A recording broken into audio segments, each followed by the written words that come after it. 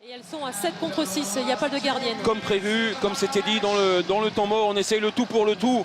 Du côté des Norvégiennes, il faut essayer d'intercepter, ça a été presque fait avec Blandine Dansette, Stinov Tedal maintenant qui revient. Et Patin de la force, c'est peut-être gagné pour l'équipe de France. Avec Alexandra Lacrabert, le bras est levé. Il va falloir y aller, elle y va peut-être. Et c'est elle qui marque le 23e but français. Extraordinaire! Allez, il faut défendre maintenant! Continuez avec les balles! Avec la balle décisive! Dans le 18 l'équipe de France, dans 10 secondes, sera championne du monde! Valérie, on va pas se prosterner, on va juste les regarder, les embrasser, leur dire qu'elles ont joué exactement comme il le fallait! L'équipe de France s'impose 23-21 face à la Norvège en finale! L'équipe de France, messieurs, dames, est championne du monde. Oh purée, c'est beau! Alors avec Régis Juanico, c'est un grand moment de bonheur bien sûr pour vous parce que le hand, c'est quelque chose pour vous Régis depuis tout petit finalement.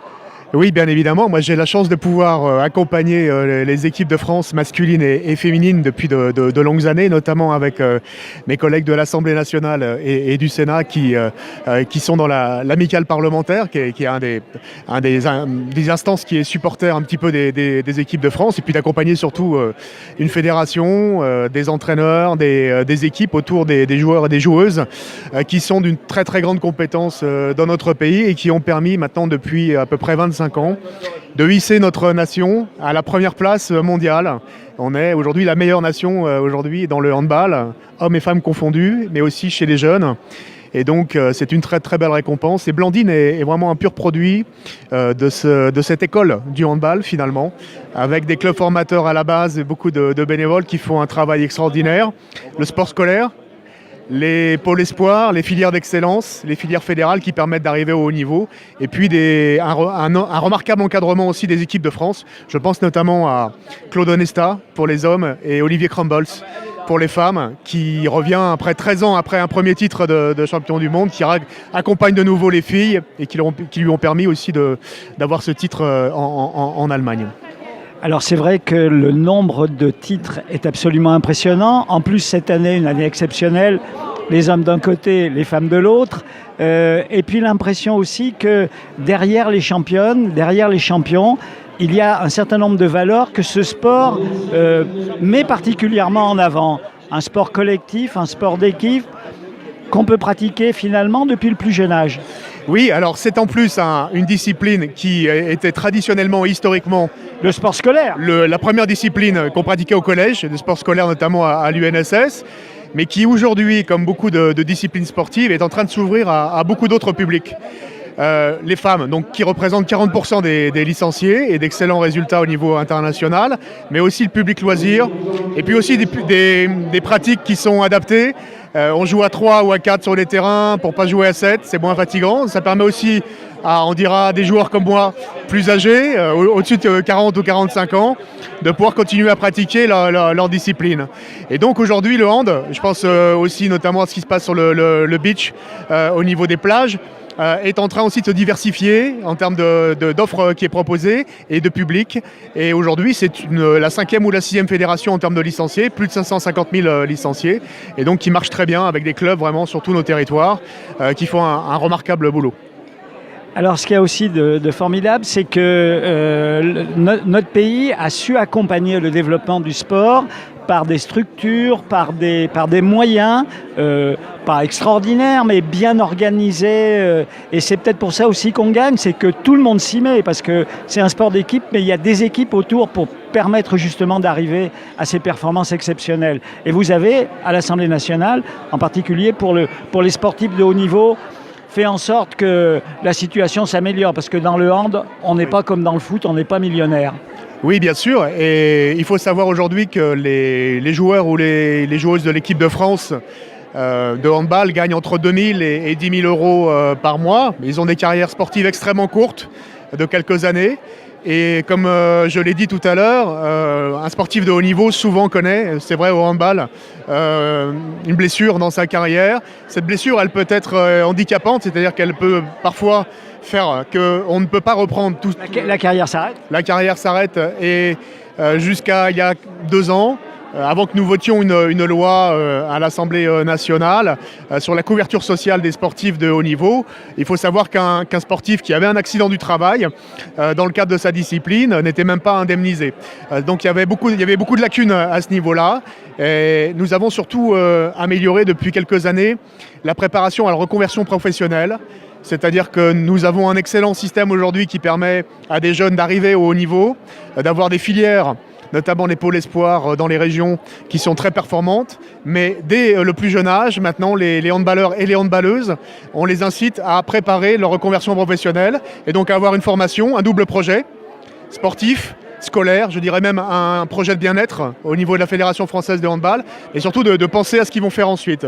Et ça, c'est très important parce que quand vous finissez une carrière, j'espère que Blandine, ça sera le plus tard possible, mais à 30 ans, à 35 ans, bien évidemment, il faut que vous travaillez derrière. La vie commence, une autre vie commence. Et on ne peut pas être tous ou toutes consultants sur les chaînes télé qui retransmettent du handball. Donc, bien évidemment, c'est ça qu'il faut préparer.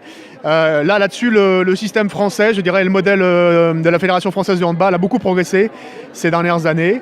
Et puis surtout, on a la chance d'avoir, pour les plus jeunes qui s'engagent aujourd'hui dans les clubs de handball, des modèles au plus haut niveau depuis maintenant 25 ans. Voilà, merci Régis. Alors, on leur souhaite évidemment bonne chance pour le championnat d'Europe chez nous l'année prochaine. Oui, voilà. Alors, vous savez, nous allons accueillir les Jeux Olympiques et Paralympiques de 2024 en France, essentiellement à Paris et en Ile-de-France, mais il y aura aussi beaucoup de compétitions qui vont se dérouler dans les 5 prochaines années. 200 compétitions dans 40 territoires à peu près. Et il faut que pour le territoire ligérien en particulier, qui a beaucoup d'atouts, nous soyons en capacité de proposer des lieux pour accueillir des événements, accueillir des sélections, des équipes en préparation. On va y travailler notamment avec le maire de Saint-Étienne, Gaël Perdriau, puisque je m'occupe à l'Assemblée nationale du groupe Jeux Olympiques et Paralympiques.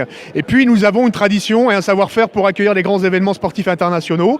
Cette année notamment la Ryder Cup pour le golf et l'Euro de handball, ce qui va nous permettre là aussi pour les filles de briller encore à la maison. J'espère de remporter ce titre et de confirmer. Et puis pour nous de préparer Tokyo en 2020 bien évidemment. Et puis la génération 2024 qui est une génération qui aujourd'hui est on va dire au collège ou au lycée et qui peut commencer à rêver, à se dire je jouerai une grande compétition internationale dans mon pays en 2024, ce qui est le rêve de tout sportif. Alors ça va être le mot de la fin. Les équipes seniors, on va dire, brillent au plus haut niveau, mais les jeunes en France, pour le hand, c'est exceptionnel aussi. Oui, c'est exceptionnel. Oui, l'an dernier. Je sais que vous suivez ça sur Twitter et moi j'ai eu l'occasion de savoir aussi. Enfin, c'est impressionnant. Oui, l'an dernier, je crois que nous avons réussi à obtenir les titres au niveau mondial chez les garçons, à la fois chez les moins de 21 ans, ce qu'on appelle les bleuets, chez les juniors. Et chez les espoirs, donc toutes les catégories jeunes aujourd'hui, la relève, elle est prête. Quand vous voyez au tournoi en élite jouer sans les internationaux, une équipe comme Montpellier par exemple, et que vous voyez la qualité des jeunes qui ont 20-21 ans, je pense à Kylian Villemino, à Jean-Louis Faustin, à Baptiste Bonnefond, même s'il est un tout petit peu plus âgé et que lui il est au porte. Il est un peu de chez nous, Baptiste. Il est lyonnais, mais voilà, il est de la région. Quand vous voyez Arnaud Bingo, vous voyez qu'il y a une relève aujourd'hui qui est prête, notamment par rapport et qui est aux portes de l'équipe de France A. Donc je n'ai aucun souci et une inquiétude pour l'équipe de France féminine et masculine dans les prochaines années.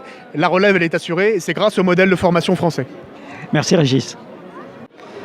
Alors c'est un moment de bonheur, je crois, pour tout le monde. Et en particulier pour vous, Gaël, parce que Blandine, vous la suivez depuis longtemps, comme beaucoup de Stéphanois et de gens de notre région. Oui, parce que d'abord, c'est une Stéphanoise que Saint-Étienne n'a pas oubliée. Elle n'a pas oublié sa ville. Et puis, elle joue au plus haut niveau. On avait eu le plaisir de la recevoir dans la salle d'honneur de la mairie de Saint-Étienne en novembre 2016 pour qu'elle présente, faute de podium, sa médaille aux Stéphanois à Saint-Étienne. C'était la médaille d'argent des JO. C'était la médaille d'argent des JO qui m'a donné l'occasion de lui remettre la médaille d'or. C'était peut-être déjà un signe avant-coureur de la ville de Saint-Étienne pour la remercier tout simplement de l'image qu'elle donne de notre ville partout dans le monde, partout où elle joue. Elle a un état d'esprit, au-delà évidemment de ses qualités sportives, un état d'esprit qui est formidable. C'est une jeune femme qui est très volontaire, généreuse, simple. Elle continue à soutenir l'association CHU Kid 42 qui fait beaucoup pour les enfants hospitalisés. Voilà, c'est une grande, j'allais dire une grande dame, c'est une grande jeune femme au grand cœur, et donc évidemment veut accepter au lendemain d'un match, une belle victoire d'ailleurs contre Bourg-de-Péage 24-34, accepter de venir ici à Saint-Étienne avec sa famille, ses amis, rencontrer les jeunes handballeuses stéphanoises, ses entraîneurs. Elle n'a pas oublié tout ça, elle sait d'où elle vient et elle est venue présenter voilà, sa médaille d'or. Vous avez vu la joie sur les visages, les sourires, c'est un bonheur partagé. Blandine, à chaque fois qu'elle vient à Saint-Étienne, elle nous fait pleurer, mais pleurer de joie. Alors c'est aussi l'occasion pour nous de lui dire merci. Il y a quelque chose aussi qui touche beaucoup ceux qui la connaissent, c'est son courage, parce qu'à Nîmes, elle a vécu la galère, elle a vécu le chômage, elle a vécu le dépôt de bilan de son club, ensuite une blessure gravissime au genou, l'articulation la pire pour un sportif de haut niveau, et chaque fois elle était là. Eh bien, vous savez, c'est un petit peu d'ailleurs comme ça que j'ai conclu tout à l'heure mon allocution. Je crois qu'au-delà d'un modèle pour les sportifs, Blandine, c'est aussi une belle leçon de vie. Ça montre que la vie, elle n'est pas facile, qu'on peut mettre un genou à terre, mais qu'il ne faut jamais se décourager, qu'il faut toujours avoir cette volonté. Ce n'est pas sur RCF qu'on me contredira, qu'il faut avoir cette espérance de lendemain meilleur, qu'il faut avoir la foi, il faut y croire, croire d'abord en ses propres capacités, d'abord en soi. Et je crois que c'est un message qui dépasse largement le monde du sport. Dernière remarque, vous l'avez souligné aussi, c'est l'esprit d'équipe. Quand on s'y met tous, rien ne résiste finalement. Elle vous a fait une petite confidence tout à l'heure. Oui, elle me l'a dit tout à l'heure. Elles avaient mal commencé, elles ont perdu. Premier match. Elles ont perdu leur premier match. Effectivement, ça aurait pu déjà décourager ou semer le doute entre elles. Elle m'a dit tout à l'heure, effectivement, pendant qu'on regardait ces images, elle m'a dit on ne savait pas expliquer pourquoi, mais nous savions quand nous nous sommes retrouvés dans les premières rencontres de préparation, on savait qu'on irait très très loin ensemble parce qu'on sentait une osmose, on sentait une force d'équipe. Et même le soir de la défaite, on savait que ce n'est pas ce qui nous empêcherait d'aller au bout et de revenir avec l'or. Cette détermination, je pense que c'est également la force du sport collectif en général, mais aussi de Blandine. Merci Gaël. Alors Gilles, vous étiez l'organisateur de cette manifestation attendue par tout le monde et c'était prévu à la mairie et finalement c'est aussi bien que ça a eu lieu ici, sur un terrain de sport, pour honorer notre championne. Oui, alors c'était prévu à la mairie, oui et non. Tout de suite, dès que j'ai proposé à monsieur le maire Gaël Perdriau qu'on pouvait faire venir Blandine et que j'aurais bien aimé qu'elle soit honorée dans le gymnase de Gachet parce qu'on va pouvoir la faire jouer avec des petites et puis que c'était très convivial. Tout de suite, il a emboîté le pas, il m'a dit oui, c'est une très bonne idée. Donc voilà, nous on est très honorés de pouvoir justement lui rendre hommage. Elle a eu plein de cadeaux. Blandine, c'est une fille très très simple, hein, donc très abordable. Donc voilà, tous les ingrédients étaient bien pour qu'on fasse ça dans un lieu public et convivial aussi. Voilà. Alors cette bâche, ça a été une belle surprise, hein. On va la regarder, Jean-Marc, si tu veux bien. La photo a énormément circulé, mais au fond, à travers son aventure, c'est le haut niveau, mais c'est aussi toutes les valeurs que véhicule votre sport. Oui, tout à fait. Je pense que les valeurs véhiculées par le handball là, depuis longtemps. Depuis, oui, c'est ce que je regardais. Quand ça a commencé par les bronzés en 92, puisqu'ils avaient eu la médaille de bronze, d'où leur nom des bronzés. Hein, c'était la grande époque des Richardson et tout. Je pense que depuis 92-95 avec le titre de champion du monde, 2003 avec le titre de champion du monde des filles, et depuis ces années, le handball s'est enquéri de plein de médailles, de titres olympiques, etc. Et puis les valeurs dont vous en parliez. Effectivement, nous, dans les clubs, c'est les valeurs de compétitivité, mais nous, on est plus aussi sur de la formation, sur le lien social que le handball tisse. Voilà. Enfin, il y a beaucoup de valeurs partagées et on en est fiers, quoi. Le handball se porte bien, en France, bien sûr, au plus haut niveau, mais aussi dans notre département, dans notre ville, avec 2 clubs, un masculin, un féminin, avec, ne serait-ce qu'il y a 2 jours, un super tournoi en élite au Bardo. Là, ça a été un bonheur archi-comble, une ambiance. Là aussi, c'est le hand qui se porte bien. Oui, c'est ça, le hand élite, c'est vraiment pour promouvoir le handball ligérien. Nous, notre but, comme vous l'avez dit, avec 2 clubs, un en national 1 garçon, une en national 1 fille, on a tous les ingrédients aussi à Saint-Étienne pour que Saint-Étienne soit la ville reconnue du handball. Et quand je vous parlais tout à l'heure d'entente qu'on fait avec les clubs, c'est aussi ça, pour pouvoir donner la chance à toutes les joueuses qui ont du potentiel de venir encore plus apprendre et être tirées par le haut par toutes leurs collègues, les copines, etc. quoi. Donc voilà, ces ententes, et ça permet surtout aux clubs, aux petits clubs, sans être péjoratif du mot, mais de pouvoir conserver leurs joueuses, et ils sont contents de venir les voir jouer ici. Et voilà, je pense que c'est le tenant et les aboutissants pour avoir du handball de très haut niveau et de pouvoir monter encore dans les catégories supérieures. C'est tout le mal qu'on vous souhaite. Merci et bravo. Merci, merci beaucoup. Voilà. Alors Blandine, elle signe. On ne va pas trop l'intercepter, juste la féliciter. On vous avait eu, Blandine, au téléphone avec Victorien Duché pour Top Départ, pour RCF. Donc on sait tout de la partie sportive. La fête aujourd'hui, c'est quand même sympa. Ouais, c'est sympa de voir ma famille, mes amis et puis les Stéphanois réunis pour fêter cette médaille. C'est un grand bonheur. Je suis stéphanoise et fière de mes racines, donc je suis vraiment contente d'être ici parmi toutes ces personnes. Belle surprise que cette bâche qui va rester pendant un certain temps, mais il va falloir la remplacer l'année prochaine avec un titre de championne d'Europe, certainement. C'est ça, là aujourd'hui elle est là et je suis contente de la découvrir parce qu'elle est belle déjà, et puis fière de voir que cette bâche va rester ici dans les locaux du gymnase où j'ai fait mes premiers pas, même si c'était l'ancien et qu'il a été reconstruit. C'est pour moi un grand honneur d'être là, ça m'a mis un petit peu d'émotion quand même quand je l'ai vu cette bâche se dérouler. Donc voilà, je suis fière d'être stéphanoise et fière d'avoir fait partie de ce club de Saint-Étienne. Merci à vous, merci. Alors dans cette fête, plus qu'une cérémonie, c'est une fête, le plaisir de retrouver Nadia Semache. Nadia, alors vous êtes là en tant qu'élue, bien sûr. Donc je suis là en tant qu'élue pour soutenir Blandine, pour la remercier de ce qu'elle a fait pour Saint-Étienne et le plaisir de voir une championne aujourd'hui à Saint-Étienne. Alors, vous connaissez sa famille, je crois. Oui, c'est avec plaisir aussi que je suis venue pour encourager et puis féliciter Pierrot, avec qui j'ai travaillé pendant de nombreuses années au CHU de Saint-Étienne. On dit Pierrot, il s'appelle Pierre, mais tout le monde l'appelle Pierrot à Saint-Étienne. Oui, Pierrot, tout le monde, voilà. Tout le monde l'appelle Pierrot. Donc aujourd'hui, voilà, je suis là en amie de la famille et en tant qu'ancienne collègue également de Pierre et aussi de son épouse. On a l'impression que cette jeune femme fédère beaucoup d'énergie positive. Au-delà de la championne, qu'est-ce qui vous touche le plus dans son parcours ? Alors, c'est une battante et puis elle est d'une humilité simple. Elle sait nous parler, se mettre aussi à la disposition des gens, se mettre à notre place. Elle sait nous faire vivre également ce qu'elle a vécu aujourd'hui lorsqu'elle jouait. C'est magnifique d'avoir une personne aussi chaleureuse, aussi humaine, avec de vraies valeurs humaines. Et alors Nadia, vous avez fait la groupie. Et voilà, vous avez la fille. Alors on va la regarder. Regardez cette superbe affiche avec, évidemment, dans le coin en haut, eh bien la signature de notre Blandine, on va dire notre Blandine nationale.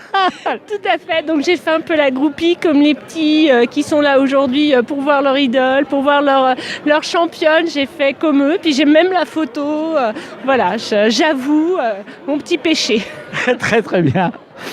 Merci. Et puis, dernière chose peut-être, le sport, ça fédère tout le monde finalement quand c'est pratiqué dans cet esprit-là. Tout à fait. Donc, le sport véhicule de vraies valeurs et aujourd'hui, Blandine en est l'ambassadrice, la meilleure ambassadrice du sport. Merci. Merci. Alors c'est vrai que dans les yeux de beaucoup d'enfants, il y a des petites lumières parce que Blandine Dansette, évidemment, c'est une star pour toi. Tu la connais, Blandine ? Paloma. C'est Paloma, hein ? Bonjour. Tu as quel âge ? J'ai 10 ans. Tu la connais alors, Blandine ? Un peu. Tu as suivi un peu le championnat du monde à la télé ? Oui, surtout la finale. Tac, tac, tac, beaucoup d'émotions. Oui. Alors toi, tu joues au hand. Tu as joué ce matin d'ailleurs. Oui. Alors raconte-nous un peu, tu joues dans quel club? À Saint-Chamond. Et depuis plusieurs années? Oui. Et alors, tu jouais où ce matin? À Échala. Vous avez gagné? Non. Tu joues à quel poste? À Pivot. Il faut jouer des coudes, hein? Oui. Bon. Qu'est-ce qui te plaît dans le hand? Il y a plein de sports pour les jeunes de ton âge. Bah, parce que j'aime bien. C'est une bonne équipe avec les copains, copines? Oui. Vous jouez garçons-filles ensemble? Non, que les filles. Ah ouais. Et combien d'entraînements par semaine? 2. Donc après l'école, tu vas t'entraîner? Oui. C'est pas trop fatigant? Non. Alors vous avez quand même déjà gagné un certain nombre de matchs. Ça fait longtemps, plusieurs années que tu joues? Oui. Combien d'années? Un peu plus de 3 ans. Donc tu commences à bien te débrouiller maintenant? Oui. Et qu'est-ce que tu as l'intention de continuer? Oui. Oui. Raconte un peu, qu'est-ce que tu vas faire là? Tu vas grandir, changer de catégorie d'âge? Là, je suis en moins de 13. Oh, alors tu n'as que 10 ans et tu es en moins de 13, donc tu dois être avec des filles plus grandes que toi? Oui. Ça te fait pas peur? Non. Bon, bah écoute, bravo. Alors fais-nous voir, qu'est-ce qu'elle a fait, Blandine, là? Ah ouais, fais-nous voir. Alors, on va le regarder comme ça d'abord. Ouais. Super. Et puis la signature de Blandine, alors, elle est là. Ouais, bravo. Eh ben, ce t-shirt, je pense que tu vas le garder précieusement et continuer à jouer au hand? Oui. Merci, Paloma.